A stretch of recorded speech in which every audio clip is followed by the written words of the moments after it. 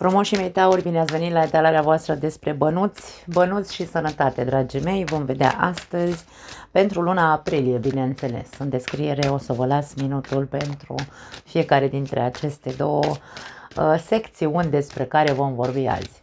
Hai să vedem care este treaba cu bănuții pentru tauri. Un pic agitație. Avem două cărți care au căzut pentru voi. Temperanța și 6 de spade.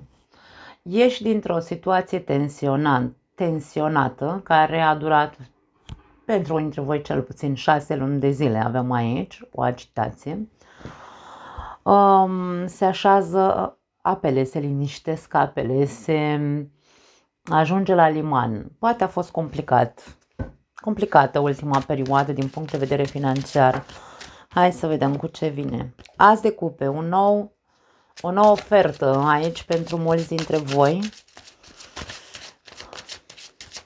Poate fi o renegociere, ar putea să fie pentru unii dintre voi. V-ați tot chinuit de vreo 6 luni de zile să ajungeți, domne, la o înțelegere, la un pact aici cu temperanța.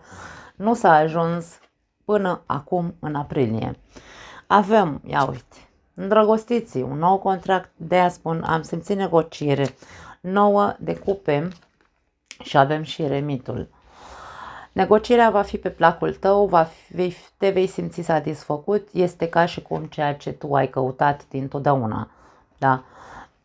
Pentru mulți dintre voi, probabil că de mult căutați un anume, nu știu dacă neapărat e vorba de o renegociere a unui contract, poate fi pentru alții dintre voi, poate fi un nou contract, da, aici. Poate plecați, de ce nu? Poate fi. Plecați în alt oraș, să vă căutați de muncă sau v-ați găsit de muncă în alt oraș, în altă țară, nu are importanță. Aici vorbim despre un nou contract pentru alții dintre voi, nu e neapărat o renegociere la locul de muncă pe care îl aveți deja.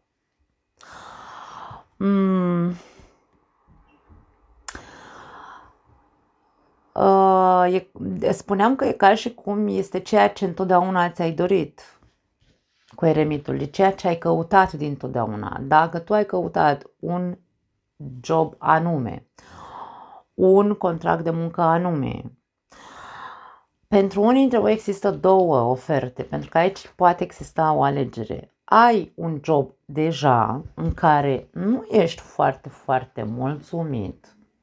Există aici un soi de incomodare, nu mă mai simt bine în locul în care sunt, da, lucrurile, ceva e putred cumva în Danemarca, cum se spune, însă taurul este foarte perseverent și taurul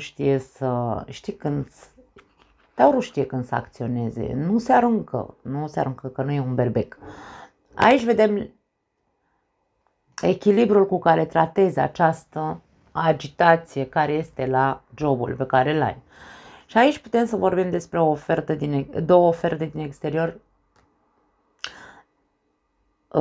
o ofertă din exterior plus jobul pe care îl ai și aici va trebui într-un fel sau altul, să zicem așa, să fii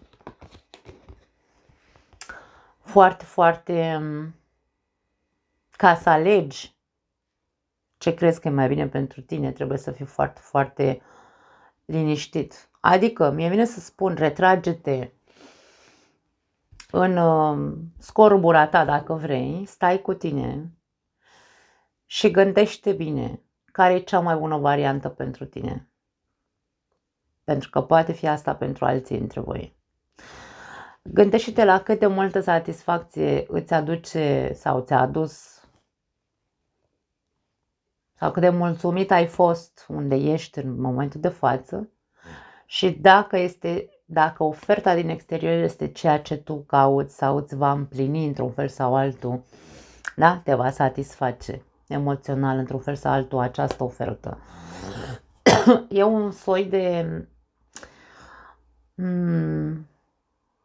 cum zic eu așa, în glumă, șezi blând, dragă taur, și meditează. Meditează pentru că e un moment important în viața ta în care trebuie să te hotărăști dacă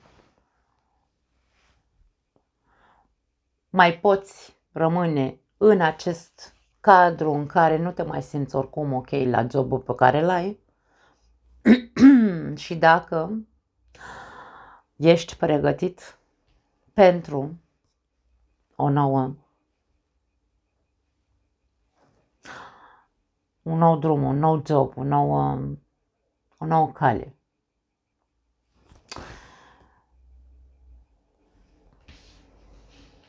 Asta pentru cei care aveți deja un job și apare o ofertă destul de tentantă, aș spune aici. Ca și cum această ofertă pare că ți împlinește toate dorințele pe care tu le căutai bifate așa la un job. Așa este. Da. Doamne ajută! Cam asta e, dragii mei. Foarte interesant. Hai să vedem. Sănătatea pentru tauri. Sănătatea în luna aprilie pentru tauri.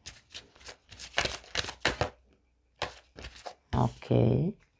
7 de băte.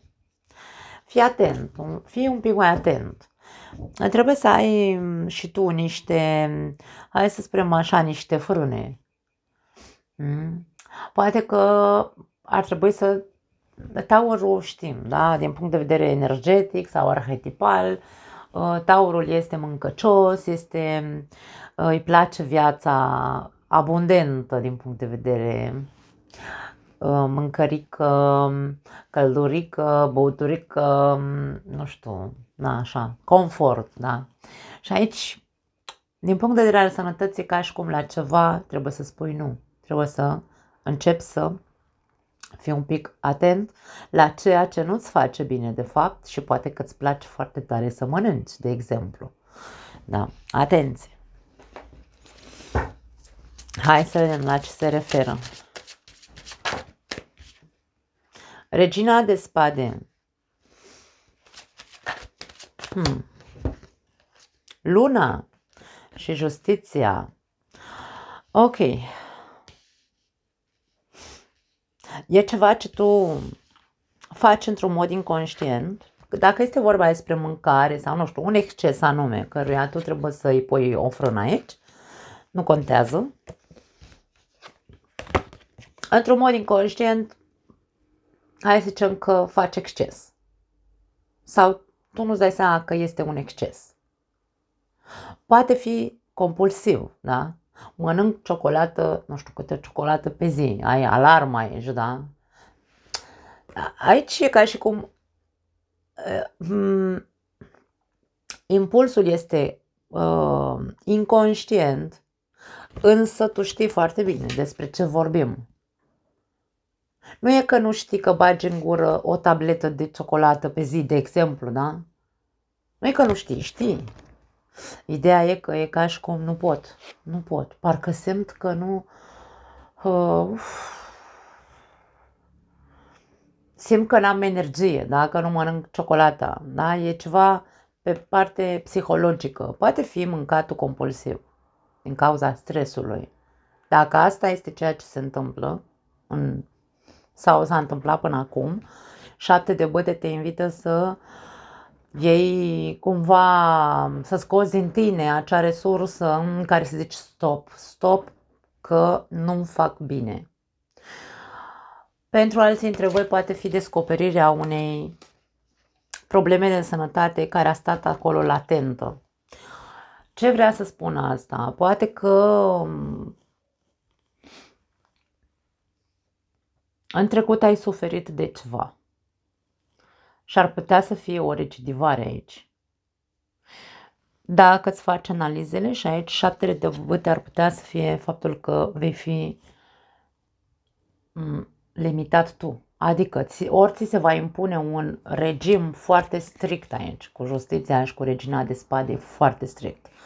Pentru că acum s-a redescoperit ceva ce acum ani de zile ți s-a spus că e posibil. Vezi că e posibil să ai, nu știu, să dai în diabet, habar n-am, zic și eu, că dacă tot vorbeam despre ciocolată mai devreme, ți s-a tot spus.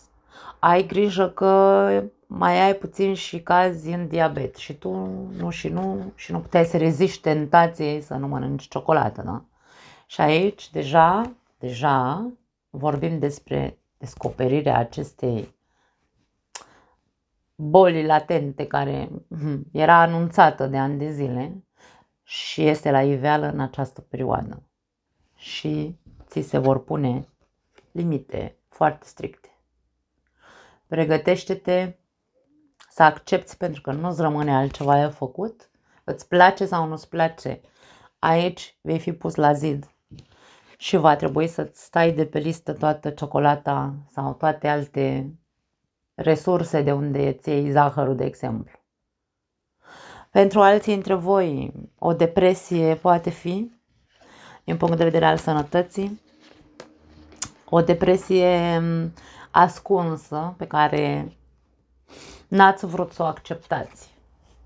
Faptul că n-ați vrut să acceptați era un fel de du-te mă de aici, mă lăsați pe mine cu depresie. Eu n-am timp să fac depresie aici, da? Ei bine, ce să vezi face to face cu depresia va fi Taurul în această perioadă, alții dintre voi, da? Vorbim despre faptul că îți place sau nu-ți place, depresia își va face apariția în viața ta. Ca să ce? Ca să vezi că nu ești imun.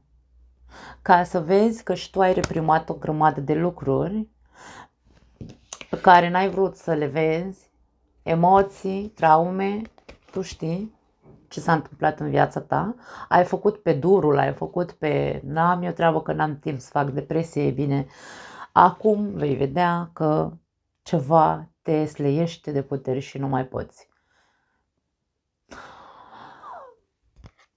Bineînțeles că aici nu vorbim despre poate fi un burnout, pur și simplu, da? Deci nu neapărat că vezi, Doamne, o să te duci într-o depresie de luni de zile, însă poate fi un burnout în care va fi nevoie, îți place sau nu-ți place, să recurgi. Aici justiția este o figură de autoritate, este o figură, medicul, da, aici ar trebui să recurgi la medic, să-ți iei un concediu medical destul de lunguț, aș spune, ca să poți să te repui pe picioare. Cam asta este ceea ce vedem pentru alții dintre voi. Nu mai am altceva, dragii mei. Eu vă doresc multă sănătate, spor la bani și vă pup. Ne vedem data viitoare. Ceau!